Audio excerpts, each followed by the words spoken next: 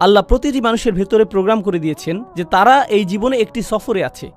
এখন এই সফরের একটি অংশ হলো উপলব্ধি করেন বা না করেন আপনি সেই সফরে এমনিতে আছেন। ইন্নাকা কাদিহুন ইলা রব্বিকা কাদহান ফামুলাকিহি। প্রতিটি দিন অতিক্রান্ত হয়ে যাচ্ছে, জীবন একটি সফর। প্রতিটি মানুষ মৃত্যুর দিকে 1 পা 2 পা করে এগিয়ে যাচ্ছে। আমাদের প্রত্যেক দিন আগের দিনের চেয়ে মৃত্যুর আরেকটু নিকটে। সেই ভ্রমণ স্বয়ংক্রিয়ভাবে এগিয়ে চলছে। এখানে আমার আপনার কোনো নিয়ন্ত্রণ নেই। আল্লাহ ইতোমধ্যে এটা ঠিক করে দিয়েছেন। কিন্তু এছাড়াও রয়েছে আরেকটি সফর, আমার জীবনের সফর নয়, বরং আমার হৃদয়ের ভেতরের এবং আমার মস্তিষ্কের ভেতরের সফর। আল্লাহ চান আমরা যেন আল্লাহর দিকে প্রত্যাবর্তন করার একটা সফর করি। আমরা আল্লাহর কাছ থেকে এসেছি, আমরা আল্লাহর জন্য, আর আল্লাহ চান আমরা যেন ইচ্ছে করেই আল্লাহর পথের দিকে ফেরার একটা সংকল্প করি আমাদের মাথায়, আমাদের অন্তরে। কিন্তু আমাদের মন অন্য কারো কাছ থেকে স্বীকৃতি পাওয়ার নেশায় বুঁদ হয়ে আছে।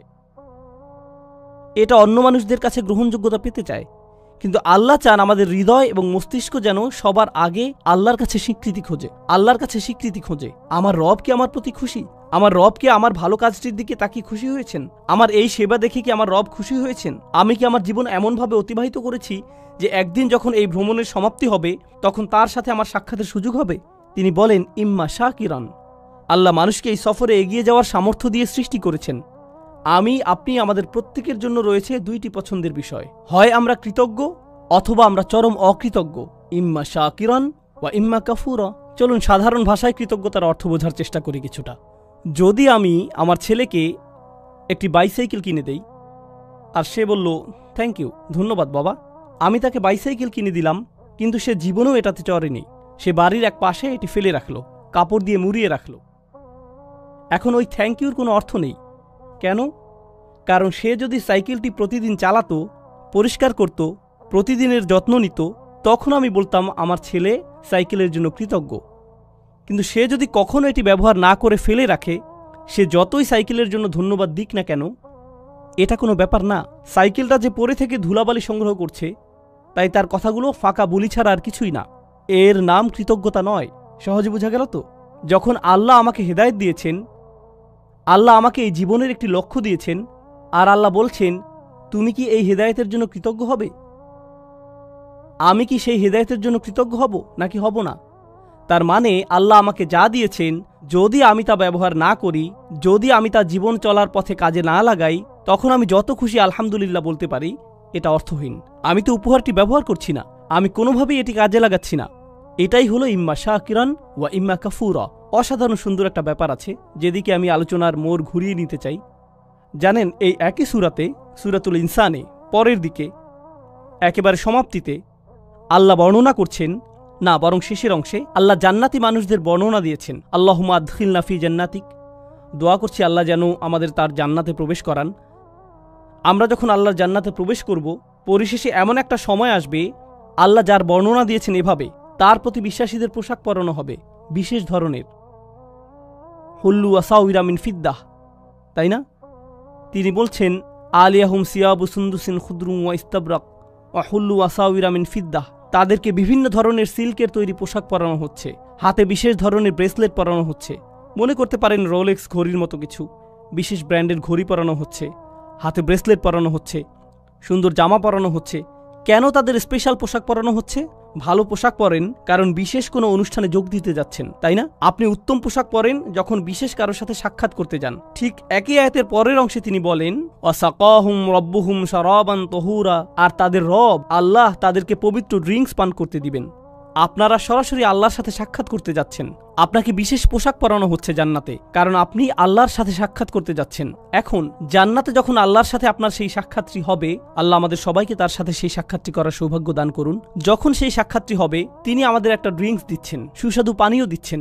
আর যখন পবিত্র পানীয় আমাদের দিচ্ছেন, তিনি তখন আমাদের সাথে কথা বলছেন, ইন্না হাযা কানা লাকুম জাযাউন ওয়া কানা সাঈকুম মাশকুরা। এটি তোমাদের বেতন, এটি তোমাদের পুরস্কার, আর তোমাদের কর্মপ্রচেষ্টা ছিল প্রশংসাযোগ্য। তোমাদের চেষ্টাগুলো স্বীকার করে নেওয়া হলো। অর্থাৎ মানুষকে সৃষ্টি করা হয়েছে উল্লেখের অযোগ্য করে। মানুষ মরে যায়, এরপর অন্যরা হয়তো কিছুকাল তাদেরকে মনে রাখবে অথবা রাখবে না, কিন্তু আল্লাহ বলছেন মহাবিশ্বের বয়সের চেয়েও বেশি সময় ধরে এবং যতকাল যাবৎ আকাশসমূহ এবং পৃথিবী বর্তমান আছে তার চেয়েও বেশি সময় ধরে আল্লাহ আমার চেষ্টাগুলোর কথা মনে রাখবেন। আল্লাহ তার স্বীকৃতি দিবেন। আল্লাহ বলবেন তুমি উত্তম প্রচেষ্টা দেখিয়েছ, আর তার পুরস্কার তুমি এখন পাচ্ছ। আল্লাহ আমার স্বীকৃতি দেবেন, আমি তখন মাজকুর হয়ে যাব আল্লাহর নিকট। আল্লাহ নিজে আমার উল্লেখ করবেন। আমরা যে আল্লাহর জিকির করি, এটি একটি দিক। আর এই আয়াতে আল্লাহ আপনার জিকির করছেন, তিনি আপনার কথা উল্লেখ করছেন, তিনি আপনার প্রচেষ্টাগুলোর কথা মনে করছেন, তিনি আপনার চেষ্টাগুলোর স্বীকৃতি দিচ্ছেন। তো এখন আমি আমার চাহিদা সম্পর্কে শিখলাম যে এটা বৈধতা চায়, আমার স্বীকৃতি পাওয়ার চাহিদা, আমার উল্লেখ পাওয়ার আকাঙ্ক্ষা। আল্লাহ যে পিপাসা আমার ভিতরে স্থাপন করে দিয়েছেন, আর কোনো মানুষ সে তৃষ্ণা কখনো মেটাতে পারবে না। যখন অন্য কারো মনোযোগ চাইবেন বা অন্য কারো স্বীকৃতি চাইবেন, আপনি সর্বদা হতাশ হবেন। এরপর উপলব্ধি করবেন, যদি আপনি সত্যি কৃতজ্ঞ হন, যদি প্রকৃত শুকরগুজারি হন, তখন আপনি শুধু আল্লাহর কাছ থেকে স্বীকৃতি খুঁজবেন, শুধুই তার কাছে। এটাই আপনার জন্য যথেষ্ট। আর যখন তা যথেষ্ট হবে, জান্নাতে আল্লাহ বলবেন, এই যে তোমার স্বীকৃতি। এটা সেই একই সূরা। প্রসঙ্গত, যখন আমরা অন্যদের জন্য মঙ্গলজনক কিছু করব, ইউতঈমুনা তাআম, তারা অন্যদের আহার করায়, আল্লাহ বলেন, ইন্নামা নুতঈমু লিওয়াজহিল্লাহি লা নুরিদু মিনকুম জাযাআন ওয়ালা শাকুরা। এমনকি যখন আপনি অন্যদের জন্য ভালো কিছু করেন, আপনি তাদের নিকট প্রশংসা খোঁজেন না, আপনি থ্যাংক ইউ খোঁজেন না, আপনি তাদের কাছে স্বীকৃতি খোঁজেন না। এই কথা আপনি নিজেকে মনে করিয়ে দেন এবং তাদেরকেও। আমি আপনাদের কাছে কিছুই চাই না, আমি শুধু আল্লাহর সামনে কিছু নিয়ে দাঁড়াতে চাই। আমি শুধু চাই আল্লাহ দেখুক আমি কি করেছি। আমি শুধু চাই আল্লাহ যেন আমার এই কাজে খুশি হন। এটাই আমার সমস্ত চাওয়া। আর এই শিক্ষাটি আল্লাহ আমাদেরকে এই সুন্দর সূরার একেবারে কেন্দ্রে প্রদান করেছেন, স্মরণীয় হওয়ার প্রশ্নের মাধ্যমে। আমাদের তাদের অন্তর্ভুক্ত হওয়া যারা আল্লাহর প্রতি কৃতজ্ঞ, আল্লাহর প্রতি কৃতজ্ঞতার জিন্দেগি যাপন করা। একদিন এমন বিষয়ে পরিগণিত হবে, আমাদের তাদের অন্তর্ভুক্ত হওয়া যারা আল্লাহর প্রতি কৃতজ্ঞ, আল্লাহর প্রতি কৃতজ্ঞতার জিন্দেগি যাপন করা একদিন এমন বিষয়ে পরিগণিত হবে যখন আল্লাহ আমাদেরকে স্বীকৃতি দেবেন। ঠিক এই ভ্রমণটি এখানে ঘটেছে। এই সূরার একেবারে শুরুতে আপনারা দেখবেন আল্লাহ উল্লেখ করছেন, আমরা আমাদের মায়ের গর্ভে ছিলাম। আর মায়ের পেটকে বলা হয় রাহাম, গর্ভকে বলা হয় রাহাম। আর সূরার সমাপ্তিতে আল্লাহ বলেন, ইউদখিলু মাইয়াশাউ ফি রাহমাতিহি। তো তিনি আশারা ইলা রহমা ফিল বিদায়া, তিনি রহমের দিকে ইঙ্গিত করলেন সূরার সূচনাতে। আর উপসংহারে তিনি বললেন, তিনি যাকে চান তার রহমাতে প্রবেশ করান, অর্থাৎ তার জান্নাতে। ঠিক যেভাবে আপনার প্রতিটি চাহিদা পূরণ করা হচ্ছিল আপনার মায়ের রাহামের ভিতরে, সেটা ছিল রাহামের প্রথম এপিসোড। আর রাহামের শেষ এপিসোড আমার আপনার জন্য অপেক্ষা করছে, আর তা হলো আল্লাহর রাহমা আসলে, আর তা হলো জান্নাতে প্রবেশ। আল্লাহ আমাদের সবাইকে তার জান্নাত প্রদান করুন। আপনাদের অনেকেই গ্র্যাজুয়েট হচ্ছেন বা গ্র্যাজুয়েট হয়ে গেছেন, পেছনে বহু স্মৃতি রেখে যাচ্ছেন, চমৎকার সব স্মৃতি, বন্ধুত্বের, শিক্ষার, অভিজ্ঞতার। এই ভার্সিটিতে, এই স্থানে, এই ধরনের স্থানগুলো একসময় নিজের কাছে নিজের বাড়ির মতো মনে হয়, আমার অবিচ্ছেদ্য অংশে পরিণত হয়। এরপর কয়েক বছর পার হওয়ার পরে আপনার তখন চাকরি থাকবে, বিয়ে করবেন, ব্যস্ত হয়ে পড়বেন, আরও কত কিছুতে। হঠাৎ একদিন সিদ্ধান্ত নিলেন নিজ ভার্সিটিতে বেড়াতে আসবেন, ঠিক শুধু অতীত স্মৃতিগুলো মনে করতে। আবার ভার্সিটিতে ঘুরতে এলেন, তখন লক্ষ্য করেছেন দেয়ালগুলো আগের মতোই আছে, রাইট? রেস্টুরেন্টটাও আগের মতোই, বন্ধুদের সাথে যে জায়গাগুলোতে আড্ডা দিতেন তাও আগের মতোই আছে, অজুর জায়গাটাও একটুও বদলায়নি। কিন্তু আশেপাশের সবগুলো মুখ অপরিচিত, কেউ আপনাকে চেনে না। সবকিছুই আগের মতো সুন্দর, কিন্তু আমার জন্য নয়, এখন এগুলো অন্যদের জন্য। আপনাকে সম্পূর্ণরূপে সরিয়ে ফেলা হয়েছে, আপনি আর এখানে মাজকুর নন। এমনকি এই ধারণা, যা আর কখনো ফিরে পাই না। শিক্ষকের হয়তো আপনার কথা স্মরণে আনতে বহু কষ্ট হয়, তাকিয়ে বলে, তুমি আমার ক্লাসে ছিলে, রাইট?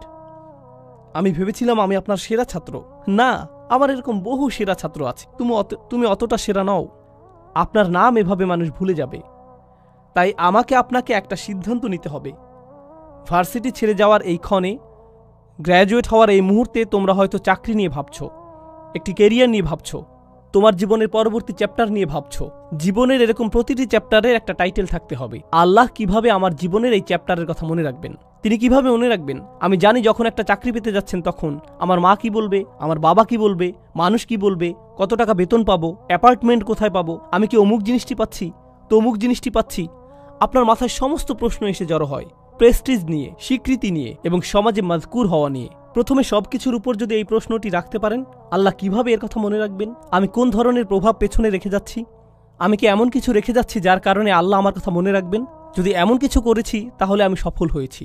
আমি শেষ এই বিষয়টা চিন্তা করার জন্য রেখে যাচ্ছি। আমরা এখন এই ধারণায় এতটাই আচ্ছন্ন যে মানুষ যদি আপনার সফলতা না দেখে তাহলে আপনি সফল নন। মানুষের চোখে আপনার সফলতা দৃশ্যমান না হলে আপনি সফল নন, তাই তো? এখন কেউ একজন এসে আমাকে বলতে পারে, এই ভাই, আপনি তো দারুণ সফল, কিভাবে এত সফল হলেন? তখন আমি জিজ্ঞেস করলাম, আচ্ছা কিভাবে বুঝলেন আমি সফল? আমার সফলতাটা কি? ও, আপনার যে বিশাল সংখ্যক ফলোয়ার আছে, লক্ষ লক্ষ মানুষ আপনার ভিডিও দেখে, এই জন্য আপনি সফল। তখন আমি বলি সুবহানাল্লাহ, আমরা কোরআন থেকে কত দূরে সরে এসেছি, আমাদের চিন্তাভাবনা কোরআন থেকে কত দূরে।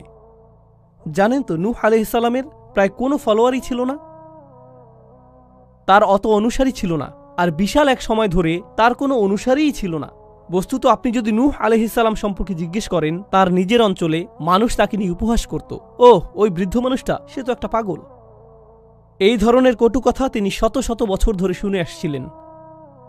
আর একমাত্র যিনি তার সেই যন্ত্রণাগুলোর কথা মনে রেখেছেন, কোনো ঐতিহাসিক সেই সংগ্রামের কথা লিখে রাখেননি, যার কোনো নথিপত্র বর্তমান নেই। ভাবছেন কিছু মানুষ নূহ আলাইহিস সালামের জীবনী লিখে রেখেছিল যেন মানুষ তার কথা মনে রাখতে পারে? না না না, আল্লাহ এটা রেকর্ড রেখেছেন, আর আল্লাহ তাকে মাজকুর বানিয়েছেন। ইব্রাহিম আলাইহিস সালাম মক্কার মরুভূমিতে একা একা দোয়া করছিলেন, ও আল্লাহ, এই ঘরটিকে একটা শান্তিপূর্ণ স্থানে পরিণত করুন এবং মানুষের অন্তরে ভালোবাসা তৈরি করে দিন এই ঘরের প্রতি। ফাজআল আফইদাতাম মিনান নাসি তাহওয়ি ইলাইহিম। তখন কোনো ভিডিও ক্যামেরা ছিল না, কোনো লাইভ স্ট্রিমিং ছিল না, এরকম কিছু ঘটেনি, কেউ সেখানে ছিল না, শুধু একজন মানুষ মরুভূমিতে, শুধু তিনি আর তার রব কথা বলছিলেন। তিনি কোনো রাজা ছিলেন না, তিনি সম্পদশালী কোনো ব্যক্তি ছিলেন না, তার কোনো লিপিকার ছিল না যে আগামী দিনের জন্য এই ইতিহাসগুলো লিখে রাখবে। জানেন, মিশরীয় প্রাচীন প্রাসাদগুলোতে রাজাদের ঐতিহাসিক চিত্র, তাদের ফরমানসমূহ এবং দেয়ালগুলোতে প্রচুর লিখনি পাওয়া গিয়েছে। আমরা কিন্তু ওই লেখকদের নামও জানি না, আমরা শুধু জানি তারা কিছু মানুষকে অর্থ করে দিয়েছিল ওই দেয়াল লিখনের জন্য। কেউ তো ইব্রাহিম আলাইহিস সালামের জন্য কিছু লিখে রাখেনি। তবুও আজকের দিনেও আমরা ইব্রাহিম আলাইহিস সালামের জিকির করছি। প্রতি বছর হজের সময় আমরা তার কর্মবহুল ও বর্ণাঢ্য জীবনের কথা স্মরণ করছি, আর আমরা আমাদের সমগ্র দিনকে বলি মিল্লাতা আবিকুম ইব্রাহিম। আমি কি বোঝাতে চাচ্ছি? মানুষকে গায়রে মাজকুর হিসাবে সৃষ্টি করা হয়েছে। ইতিহাসের অধিকাংশ সময় জুড়ে আমাদেরকে অস্মরণীয় করে রাখা হয়েছে। হ্যাঁ, আমরা অতিশয় সামান্য কিছু সময় এই দুনিয়াতে বেঁচে থাকি, সেই সময়ের পরে আমরা গায়রে মাজকুর হয়ে পড়তে পারি। আপনি হয়তো এই বিশ্ববিদ্যালয়ে গায়রে মাজকুর হয়ে পড়তে পারেন পরের বছরই। তো এটাই আমার আপনার জীবনের বাস্তবতা। আপনি যদিও কারো প্রচুর উপকার করেন, বছরখানেক পরেই সে ভুলে যেতে পারে তুমি আমার জন্য কি করেছো। শুধুমাত্র একজনের কাছে আপনি চিরকালের জন্য মাজকুর থাকবেন, আর তিনি হলেন আল্লাহ আজ্জা ওয়া জাল্লা।